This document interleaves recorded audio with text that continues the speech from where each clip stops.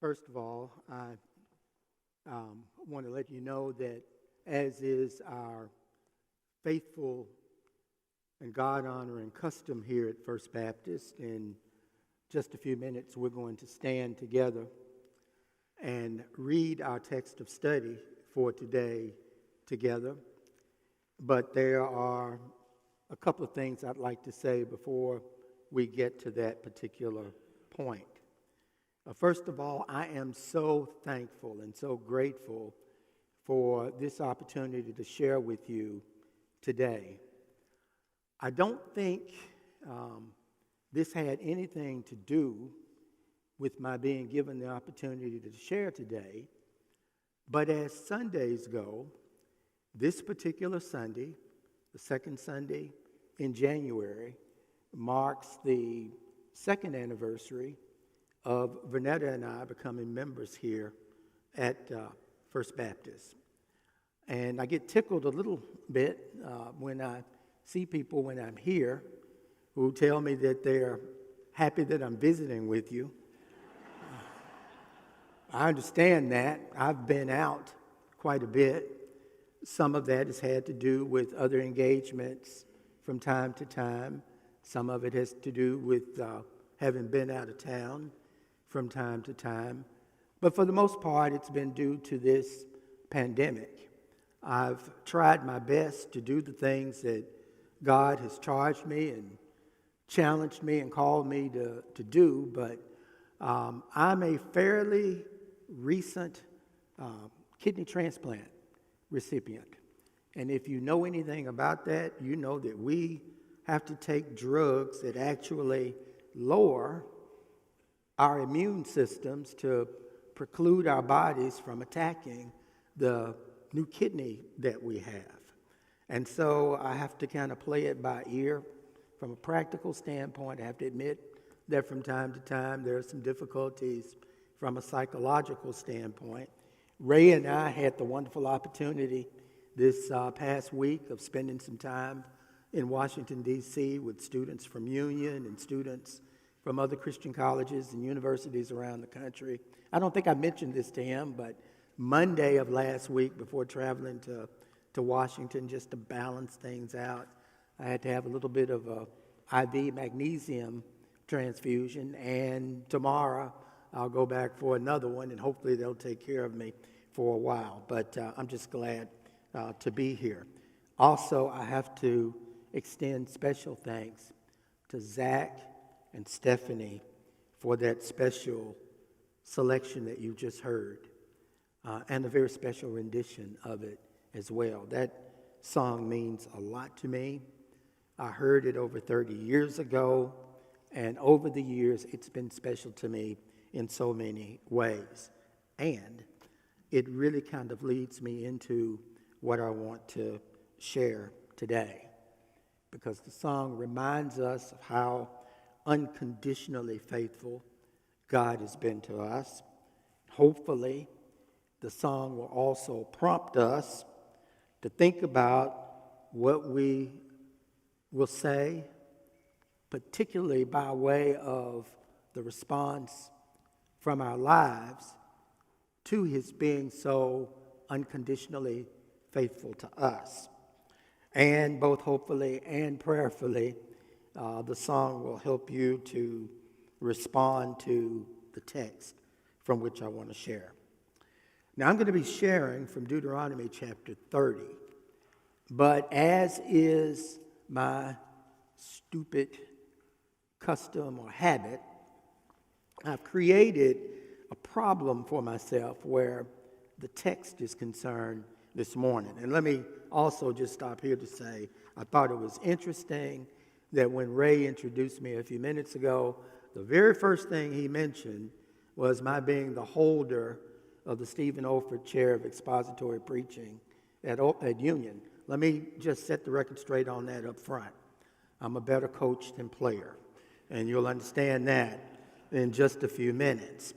But the text is pertinent to an event for which we are beginning to be given information in chapter 11 of the book of Deuteronomy. So I'm going to ask you to bear with me for just a moment. Notice I didn't say a minute, but bear with me for just a moment before we read the text as I attempt to quickly summarize what leads us to our specific passage of study. And for those of you who have a problem with the time I take to introduce the text, from an academic standpoint, let's just call it an inductive approach. And if you don't know this, Jesus and Paul preached inductively. So I feel like I'm in good company today in doing this. But after Israel's exodus from Egypt, they come to the edge, or as I would prefer to think of it this morning, the brink of Canaan, or the promised land, and demonstrate faithlessness. I don't think I have to explain that. I think you know the story, but it's going to cause 40 years of wandering in the wilderness. And during that 40-year period, every man over the age of 20 is going to die, with the exception of Joshua and Caleb, as they actually proved to be faithful on the brink of going into Canaan. So when we come to the period described in the book of Deuteronomy, the children of Israel are in Moab, and they are again on the brink of entering Canaan. So except for Joshua and Caleb, the oldest men who are entering are no older than 60 years old. Another way of thinking about it is they're pretty much a group of youngsters. Some of them weren't born when the exodus from Egypt took place. Some of them weren't born when the crossing of the Red Sea transpired. They weren't born, or they were small children when the Ten Commandments and other laws were given. Some of them wouldn't either have been around or wouldn't have been old enough to remember the bickering and the murmuring on the part of the children of Israel that on so many different occasions constituted faithlessness where they were concerned. And most of them weren't around when the children of Israel came to Kadesh Barnea, or again, on the brink of entering Canaan the first time. So during this time that we read about in Deuteronomy, God in His grace reminds them or makes them aware of the covenant He had entered with them earlier. I guess one way to look at what's going on in Deuteronomy is to see it as Sinai taking place all over again. Now, personally, I think that what we read about is actually better than what took place at Sinai. And I feel that way for two reasons. First of all, in Deuteronomy, Moses essentially preaches 3 different sermons. And these sermons are going to speak to God's faithfulness and Israel's failures or faithlessness. For those of you who are interested, the first sermon really involves Moses talking about how God has provided for Israel in chapters 1 through 4. In chapters 5 through 26, he's talking about what God expects from Israel. And in chapters 27 through 32, God makes it clear through Moses' sermon of what Israel can expect from God. But The second reason I think that this is a greater than Sinai event is because it is one of the most spectacular events in all of the Old Testament. I got to be careful here because I get excited when I talk about this, and I could take the next few minutes, like 2 hours, just to talk about this particular event.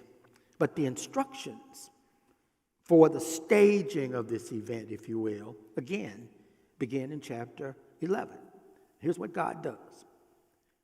He has Moses to lead the children of Israel between these two mountains. One of them is Mount Gerizim. The other one is Mount Ebal. Interestingly, Mount Gerizim just flourishes. It's just green.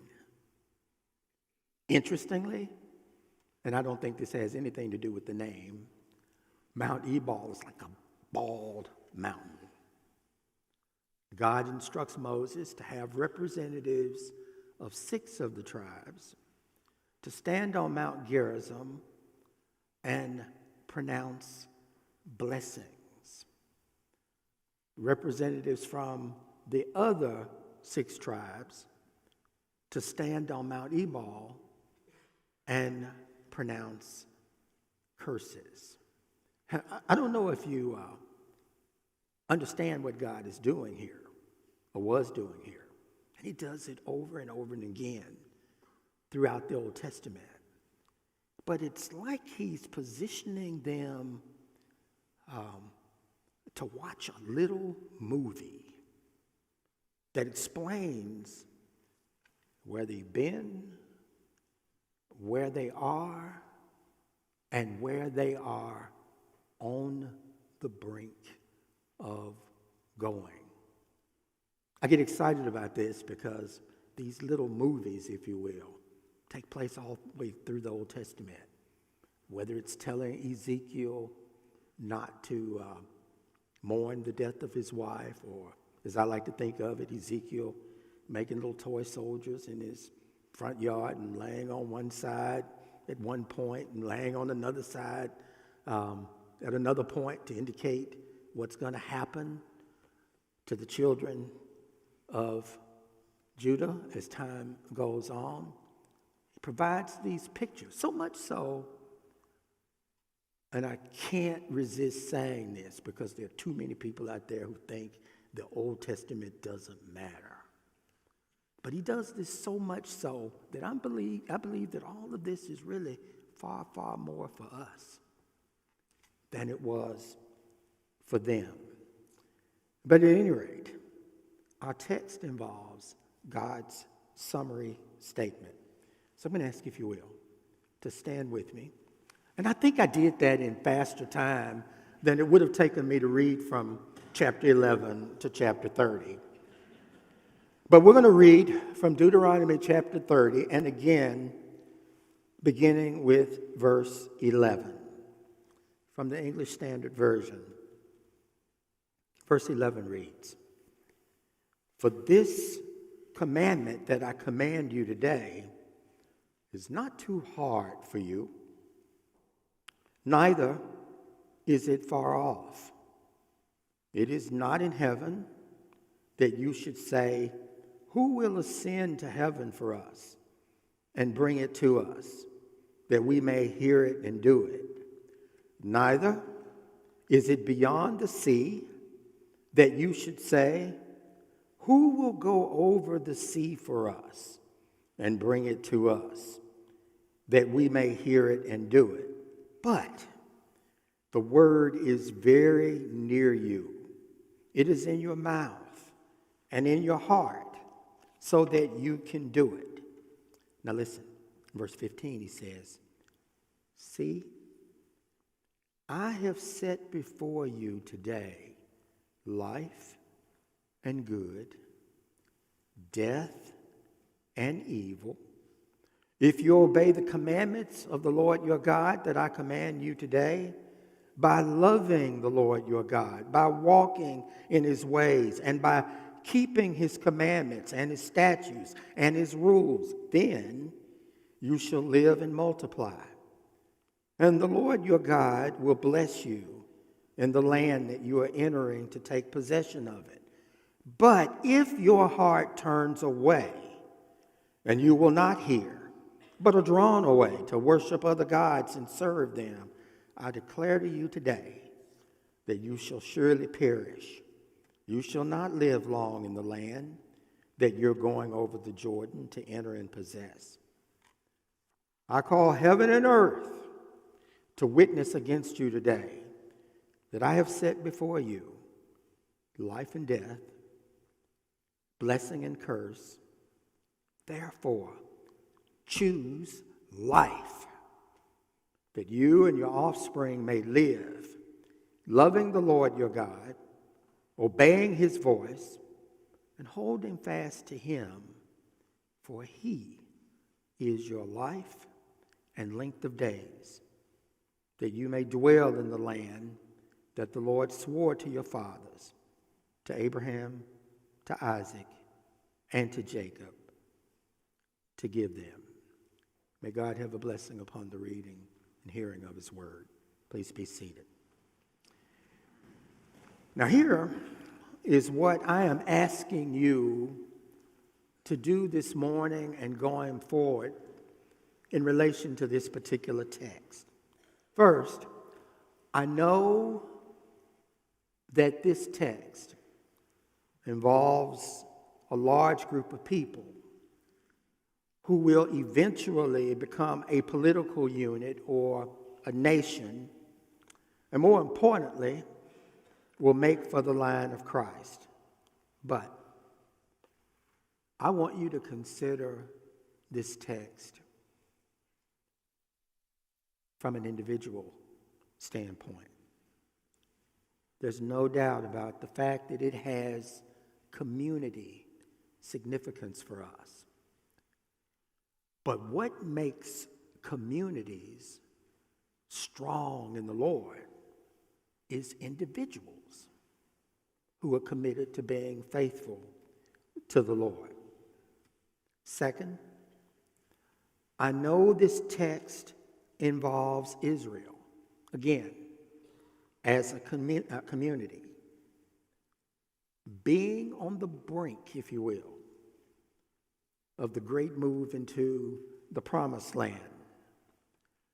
But I want us as individuals this morning to consider this text from the standpoint of how, as ambassadors for Christ in a very dark, difficult, and spiritually dead world, we are always on the brink. Every decision, every encounter, every person who we meet, every choice we make, we are on the brink. Where our comportment is concerned, or how we present ourselves, in every situation, we are always on the brink. In essence, for those of you who need titles, we are standing on the brink. But there's always the question of what? Are we on the brink of greatness through faithfulness? Or are we on the brink of greatness as a matter of faithlessness? You said you use great for both of them. Yeah. Understand about all the admonitions to move from good to great.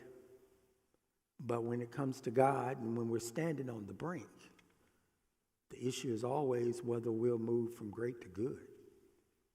Always, always on the brink. So having said that, let me share 3 summary statements. And please notice I didn't say sentences. But let me share 3 summary statements around this proposed essential thought for your ongoing consideration. Here's the first one. I want you to use this story or this event that we see coming to an end in Deuteronomy chapter 30 to help you see how God simplifies life for us, even as we are called to be his ambassadors in a dark, difficult, and spiritually dead world. And please don't confuse the terms simplify and the expression making things easy. I'm not suggesting that life becomes easier, but the way to navigate life is made so simple for us by God. Listen again to verses 11 through 14 in our text. Moses, under the inspiration of the Holy Spirit, says in verse 11, "For this commandment I command you today is not too hard for you, neither is it far off. It is not in heaven that you should say, 'Who will ascend to heaven for us and bring it to us, that we may hear it and do it?' Neither is it beyond the sea that you should say, 'Who will go over the sea for us and bring it to us, that we may hear it and do it?' But the word is very near you. It is in your mouth and in your heart, so that you can do it." Interestingly, that passage sounds like what Paul has to say about the nearness of our salvation in Romans chapter 10. Not saying that salvation is easy, because it's not. Great price has been paid for our salvation. But reminding us that coming to God is simple. Skip down, though, to the first part of verse 19. He goes on to say, "I call heaven and earth to witness against you today that I have set before you life and death, blessing and curse." And let's just stop right there for a moment. I'm going to get in big trouble for what I'm about to do, but it's kind of my habit in this life, and I'm keenly aware that my immediate boss is here, so I hope I don't jeopardize my contract at Union with what I'm about to do. But for about the last 15 or 20 years or so, when I've read verse 19, when it starts talking about, "I call heaven and earth to witness against you today," a particular music artist comes to my mind. Here goes. Sting. Some of you won't hear anything else I have to say because I've just referenced Sting. Very careful about drawing lines between the secular and the sacred where artistic works are concerned, because great artists position their work in a way that you get to interpret it in relation to your life. So I interpret a lot of pop music in the context of my marriage with Vanetta. I thought I'd better say that because she's here. Or more importantly, in the context of my relationship with God.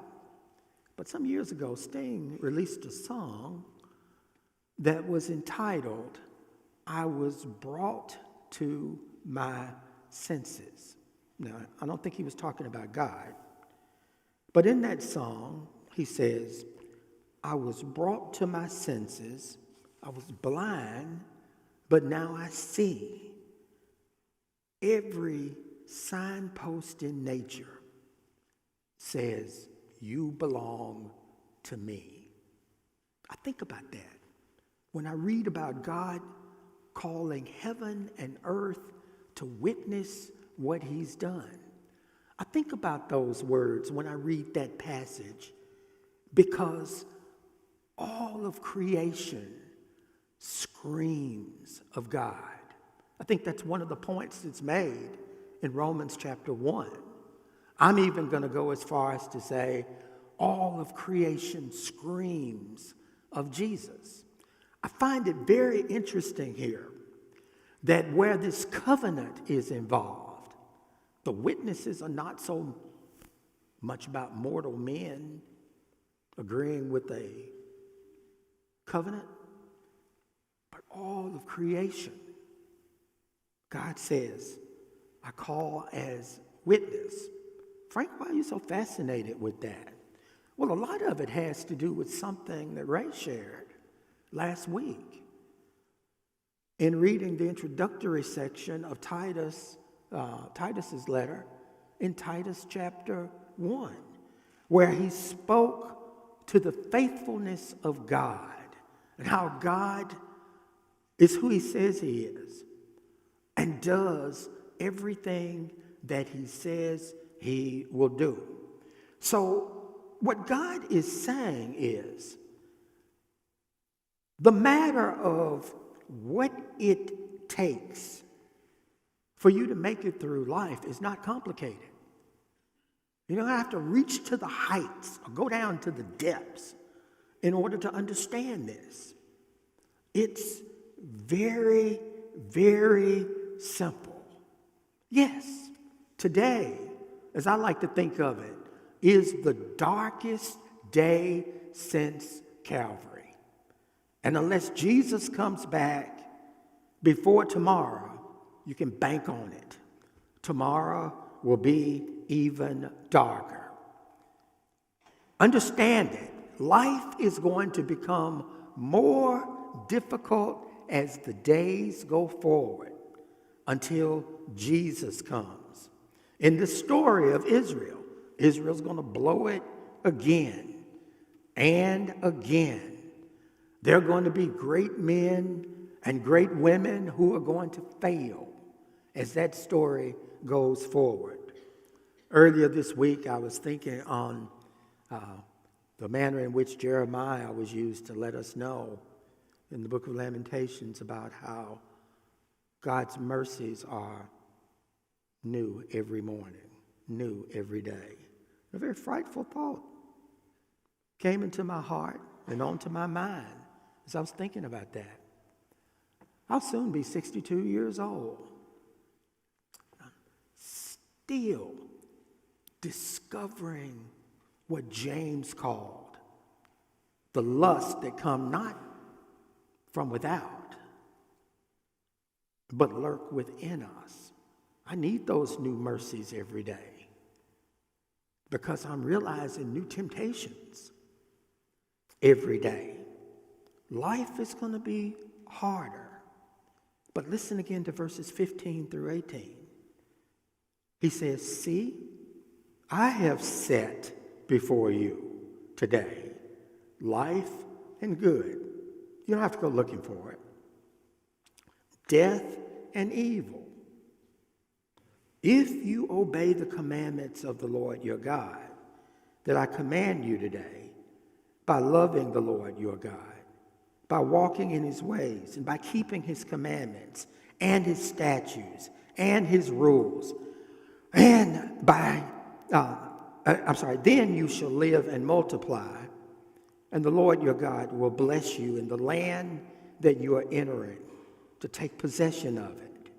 But if your heart turns away, then you will not hear, but are drawn away to worship other gods and serve them, I declare to you today that you shall surely perish. You shall not live long in the land that you're going over the Jordan to enter and possess. God lets us know that even though life is very complicated, a faithful response to his faithfulness simplifies life. Everything about whether we will succeed or fail hinges on one thing, and that's our faithfulness to God. We're not even able to do what he calls us to do without him. So his main calling on our lives is to depend on him. Second summary statement. I want you to notice the strong implication of privilege in this story. Now, I'm going to step outside of our text here just a little bit, but not at all from the total story. God has ordained this family, known as Israel, as his chosen people for the line of Christ. Will their disobedience and death make for a problem with his plan? The answer to that is no. I'm intrigued by that, because what it's saying is God doesn't need them. This reminds me of a story where Moses was involved, where in Exodus chapter 3, Moses gets instructions from God in terms of what he needs to do and what he needs to say in relation to Pharaoh. But before he gets down the mountain, so to speak, God is ready to take him out over the issue of his circumcision of his son, letting Moses know, I don't need you.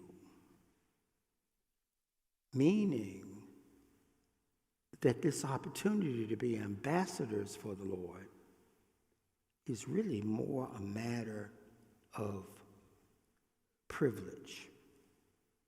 And we need to understand that. Negatively, God doesn't need us.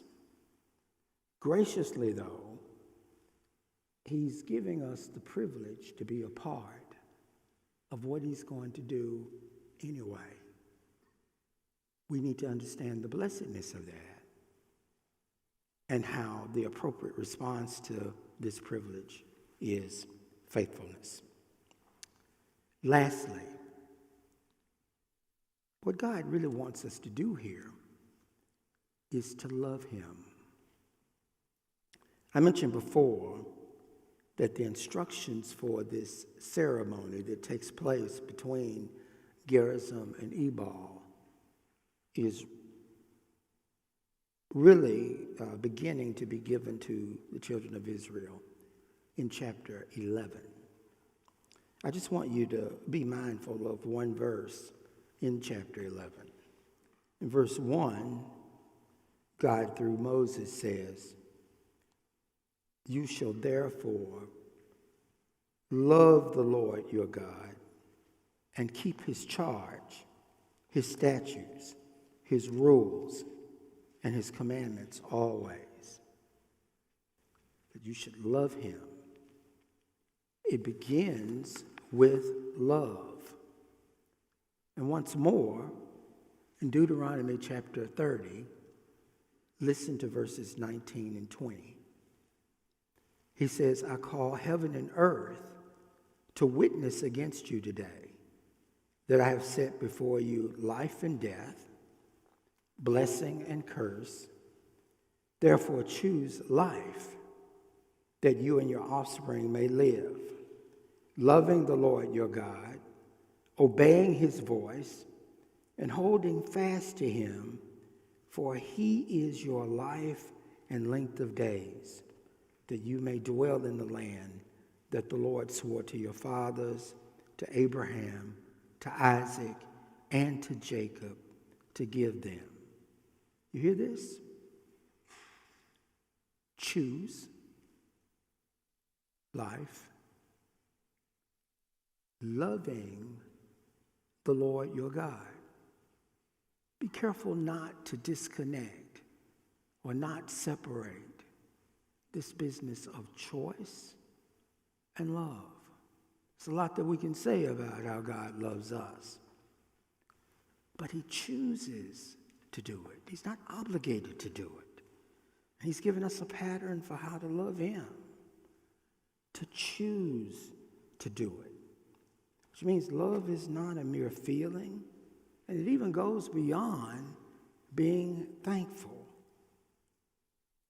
Just as his loving us is a gracious choice, our living for him and loving him is about choice. Choosing to walk with him, choosing to hold fast to him. And this has to be continuous. But you have to be constant in your loving him, or the world will throw you for a loop. We're always standing on the brink. But the big question is, of what? And that depends on how or whether we choose to love the Lord. As I take my seat, I want to extend two invitations. First, to believers. I want you to understand and remember that even though this passage talks about death and destruction, we don't have to be concerned with that. But I'm going to ask you to use this time of Lord's Supper that we're about to engage to remember how God has simplified things for us. And let us know that no matter how difficult the days, no matter how difficult the situations before us, we need to choose life. Choose to love him. And then if you're here today and have not surrendered your life to Christ, let me just say that this message was prepared with the intent of speaking to believers, with the intent of reminding us that we're always on the brink, either of faithfulness or faithlessness. But if you've not surrendered your life to Christ, you're on a greater brink, and a bigger question of the brink of what? I'm going to ask you today to choose life. All of heaven witnesses today that on this day God has set before you a choice between life and death. Life is found and only found in the person of Jesus Christ. Our pastors are going to come now and lead us in invitation and in Lord's Supper.